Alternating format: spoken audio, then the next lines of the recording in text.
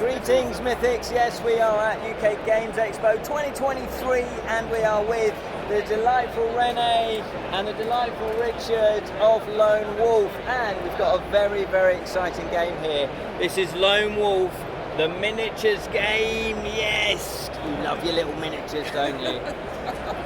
What the hell's going on? Explain it. We don't know. Before we go any further, this is a prototype. Yes. The game is still in development. Yes. And who's developing the game? So we're working with Stone Sword Games. I visited UK Games Expo a couple of years ago. Spent a long time going around looking at all the different games that were being produced. Yeah. Come across these lovely guys, and they were almost squealed with delight when we said, look, we want to make a Lone Wolf miniatures game. And so James, the amazing James Faulkner, and Paul, I can never remember his surname. Paul Green, Paul Owen, something. He won't be one. He's called Paul. He's He called won't be Paul. one. Anyway, and they're amazing guys, and they created the amazing Senjutsu, which is a Japanese fighting game. I loved it. I loved the concept. And so I spoke to Ben and all these wonderful guys like Richard and that, and said, look, let's do this. And here's the first prototype of it, and we're really happy and proud to show it off at the show. So you guys, did you all have an input in the concept, or was it mainly I think what I did, I'll have to say, like, I come up with a very grandiose. I tend to come up with like a very like ambitious. Ambitious. It's always ambitious with me. Too ambitious, and then they like Curb Your Enthusiasm. Come now, Rene. Let's take it down a peg or two. So I did do a board game design course, and I had this idea. But then I think what the guys were really good at is that they wanted to stay true to the Lone Wolf book series, because the beauty of this, the wonderful thing that Joe did is he was so prolific. So he created this incredible saga, 32 books. And what that means is, if you think of each book as a campaign, because it's a legacy, you're up, you're leveling up, just like with Dungeons and Dragons. That means that gives us the opportunity to create expansions. So this can go on for a very long time if the fans love it, and obviously if we produce a really good game. And so what we decided to do was the first two game books, Flight from the Dark and Fire on the Water, will be included in the core box set. And so in the core box set you'll get some core minis, and you'll get lots of tokens for your baddies. Look at the minis. Look. Now one thing that was very exciting to hear is there's not just one Lone Wolf, is there? No. So two Lone Wolves. So Joe sort of wrote.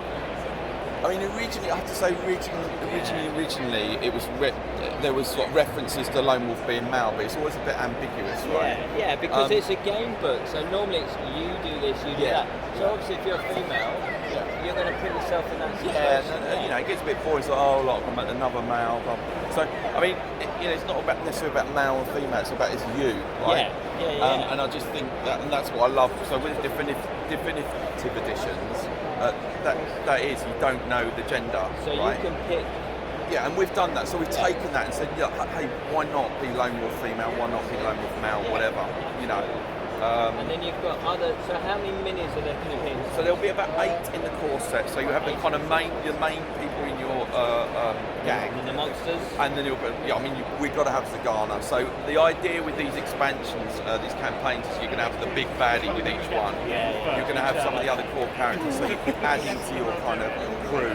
And that's the one departure that we have between. I mean, Lone Wolf would always work with other people to fight battles and things like that. It's kind of, like I always say, it's kind of a bit like Luke Skywalker, Ranger type dude. So you would get a gang together and they would go on fights together and you'd fight these amazing battles. But so what we're doing here is we want it to be cooperative, but you could also you can still play it solo, so you can have multiple characters and you can play all of those. And we'll get into the game in a bit. Not too much, because we only just saw it the other day. You can shut up. Yeah, I'll shut up. We'll let Richard. All the pressure's on Richard now, and then Rene can chip in if need be. So give me just. I can do it. Just give me a bit of a brief overview of what it actually is. So it's a skirmish game primarily. Yes. It's a campaign-driven game. Yes. Based on some of the key moments from the books. Okay. And it's drawing to the characters from the second book. Be brought into the first book early. So we have the 4 heroes set on the board here. We have Lone Wolf. We have Bannerden, Lone Wolf's wizard friend. Okay, that must be him then. That's Bannerden. Yeah. Okay. There's and these are really cool. Yeah, Bannerton's actually got the crystal star pendant. He's actually wearing it. Oh yeah, I can just about see it. Just about see it. So that's cool. That's a really great miniature. Yeah. We've got Viveka, the assassin. In the books, you meet her in book 2. Yeah. Here we actually meet her early. She comes and helps you out. Cool. Excellent. We've also got Ganon, who's a knight on the White Mountain. We've got Lone Wolf standing in for him at the moment, but oh, I see. There so he is, and he's got that shield will go on his back, and he's got his crest of arms from Journal. Oh, that's cool. So he's got his massive axe. He's also got a shield that it clips onto his back. Yeah. Cool. So the 4 of them sort of you come across these people in the forest. We have some landing refugees here on this side of the board who are trapped behind these barricades. Okay, so you got refuge. So basically, this is scenario 1 of the prototype. Yes. And then, so these are this is presumably like a smallish scenario, just to kind of get you into the game.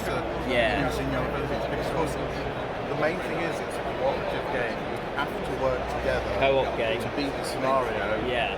And the better you do, the more experience you'll get, and the easier the other fights later on will be, because you'll be able to invest the experiences you've got in new abilities. You always have 12 cards to pick from, but there might be a better 12 cards for instance, or better equipment. So do you want to just explain then one of the characters' setup, if you like? Yeah, absolutely. Yeah? Okay, so first of all, this line at the top will be something that Lone Wolf fans are kind of familiar with. It's your endurance score. So this is your endurance, yeah. We will start with 15 endurance. And it can go up by the looks of things, but more likely I would say it's probably going to go down. It goes down. I remember it goes down quite quickly at times. Yeah. That's when you need food.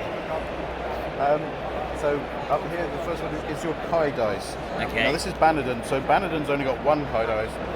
The other characters have only got 1 Kai dice, but Lone Wolf, being Lone Wolf, has 2 Kai dice. And what does the Kai dice do? Okay, so this is kind of a special die because you know what the number's going to be. At the start of your phase of rounds, you will roll it, and then whatever the number is, when you need to... Oh. Hello.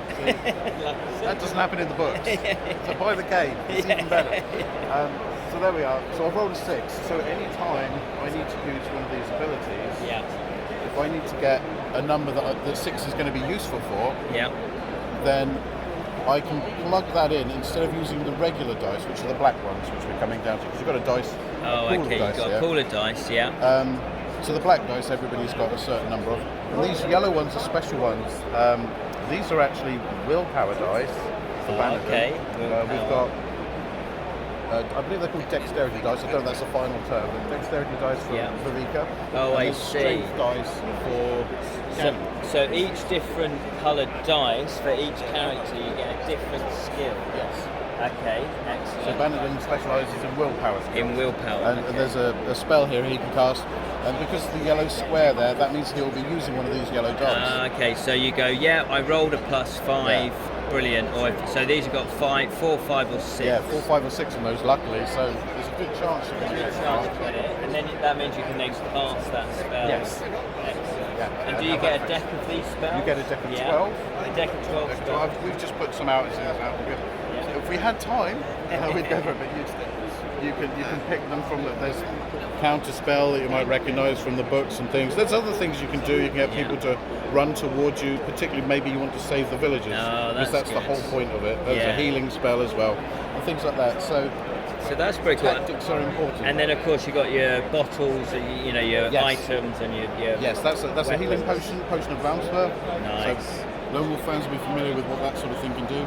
Cool. And Bannerton's staff gives him 2 of these cards, which looks like a no entry zone. What it actually means is certain things in the game will mean you need to discard a card. Oh, okay. If you're Bannerton, you can instead play that token and you don't discard the card. So again, the tactic, we're learning more and more how important the tactics will be of working together. So this particular scenario, like you said, was you got villagers that are being attacked by various monsters, and you have to escort them through. So that's what I like about campaigns is that they're the low-level scenarios, and then hopefully you get new power up, but then the scenarios get harder and harder. So then when you reach, say, the final one, that campaign, it's madness. There's a threat. There's a threat. Oh, the threat level, right? There's a threat level here. This is quite important for the scenario because it's to start off with. The heroes have just arrived on the scene, right? So they're not a threat to the enemies. This is why the heroes start off on 0. Right. Whereas the NPCs are on, or I think it's on a 2. They're actually. already on it. They're on a 2. So the enemies, when they got a choice of what they want to do and who they want to attack, the threat level, they go to the highest threat. So to start with, the enemy are going to go for the civilians. So you can't think, oh, they're going to come and fight us and the civilians will be right. No. They're coming towards the civilians. They're not worried about you. So the way you increase your threat level, you can use skills to do it. Like Gannon's got like a taunt skill. Okay. So he can taunt other things. So provided he makes the rolls and everything, he increases his threat. So he's taunting them to come over to me. And he's the right one to do it. He's the one with the armour, he's the one with the best weapons. If you should defeat some of these creatures, the Geox and the War Dogs, each one has like a number. Oh, okay, cool. Yeah, so you've got a scenario sheet that then has each of the baddies on it. Yes. And this is obviously, again, it's not completely finished. The final art might change. Yeah. But this is sort of gives the statistics for what they can do. So the dogs, for instance, the footprints are a movement, so they've got a 4. So it's not going to take long for them to rush up and grab the Somlending. Bite your face off. The heart is health, as you'd expect. So they've got 2. So if you don't kill one in one go, you can put one of these heart tokens on there to say it's only got 1 left. Yeah. And the 2 is their attack skill. Yes. So you are playing the heroes, but the scenario is going to be playing what the villains are up to. Yeah. And when you're planning your turn, all of you together, you will know what the villains are going to be doing on that turn and for the first 3 turns, because you have these cards here. Oh, okay, so this is what they do. Change. So at the start of the turn, you'll be pulling cubes out. Now, if you pull a blue cube, you might get some blessings, which are like re-rolls. This one's a flip, where you can turn a 1 that you've rolled into a 6. There's all sorts of like little bonuses and boosts little going on. extras. But we know from when you've played your first turn, and everybody's had their first turn, it's this little sunrise. So when the players have had their first turn, then you do all the monsters first turn, the sunrise. So this guy is not going to be doing sunrise category, right? This one's going to be moving. Yeah. And that one is going to be attacking whatever's nearby. Nearest to it. And the highest threat nearby as well. So you've got to make sure you've got to be more threatening. And if you don't want to be a threat, you just run away. And so that's what. So you can base those tactics on that. But this doesn't. It's not the same every time. Yeah. So there's other ones. They become random. The cubes out, you might shuffle them. Yeah. And what Rene in particular, I've got to show this because I know Rene loves it. Okay. They can get these special skills. So just when you think you've got the battle under control, there's a vindictive trait. Target the character with the lowest threat. So actually, it might go for one of the heroes instead. Oh, that's clever. That is a good mechanic. Or target the character with the lowest endurance. Yeah. It's never quite going to be the same game twice. So and you also, can't have a perfect strategy. Yes, well, that's the beauty of these games, aren't they? You don't want the same, so you can replay scenarios again and again. There'll still be surprises. Yeah. And so presumably there's 3 phases to this. Yeah. Each card you all play your first cards. And we've resolved that, and then you have the sunrise, which is all the monsters' first action, and then the next phase is you will play your second card. And we have I see, and then you assign this one for the phase. So what you can do is try and discuss. You must, yeah. Yes, that's what we're learning. Yeah, what best? Yeah, what best? Get on with your friends. You actually have to talk. Lone wolf. You're not alone anymore. Well, you can. Well, play up to 4 players. Play it as one player. As well. That's cool. So basically, you would sort of discuss. Well, actually, I'm going to put this card the last because it's better to put it there. Yes. And you were saying earlier. If you know that they're not going to be anywhere near you, there's no point in having an attack card where you can't move. There's not going to be anybody nearby they're going to be able to. And there was one character that sort of gives benefits to other characters. So that's pretty cool. Paladin spells can swap in power. So there's no point in really putting it maybe at the end when maybe the battle's over, or you might as well use it. Yeah, you can use it early on. And you can combine that then with, say, a more powerful attack in the first phase. And I believe as you spend more after the scenario, win or lose, you move on. So even if all the villagers die, you move on to the next bit. We go to Fogwood, Alina Bridge, all the passage. Do you get punishments if you've kind of failed? Yeah, I believe so. Oh yes, there is actually. Yeah. It's not written down, but I have been verbally told some of the things that they're going to. So I don't. Is it an exclusive? Nobody looking. Nobody's looking. So don't listen for the next 30 seconds, but there may or may not be a blacksmith that you may or may not help, and if you do a good job, then you may save his. I'll just show you that. You might, if you've read the books, you might know what that means. Maybe save his village and do quite well, and don't ruin his blacksmithing. He might come and help you for the next race, and if you don't, he might be rebuilding his house and might send his apprentice. So that might not be good. Oh, so it's nice, good, yeah. So that's good. So there's sort of rewards as well. So for this particular, you get rewards. Yeah. So every hero that gets 2 experience, and they get an additional experience for every civilian that escapes. Yeah. So if you do save them all, new experience goes on. And when is this? Do you know when this is meant to be launching? The Kickstarter is there it is, in autumn. Scan the QR code. Yeah, where's the QR code? There's the QR code. There we are. So in autumn of this year, 2023, it's coming to Kickstarter. Fantastic. The other thing I will say is that it's not just battle. After the battle, just quickly, there will be, I think it's called a caravan phase. I don't know if that's going to be the term that's kept. It's a caravan phase. You get to craft equipment and spend the experience on your abilities and improve. Level up. Get your shit. I was going to say get your shit together. Get your shit together for the next phase. Yeah, for the next time. Fantastic. Well, thank you so much, Richard, for explaining that. And I hope you did a good job. Oh yeah, she did a fantastic. I got it wrong. Yeah. Well, that's it. This is a prototype, so obviously there will be things that have changed. There will be things that presumably will be improved on. Obviously, this isn't the feedback's great. Yeah, we love feedback. Absolutely, and this isn't the final artwork, probably. No. Anyway, thank you very much. So check it out. Autumn on Kickstarter. Lone Wolf, the miniatures game.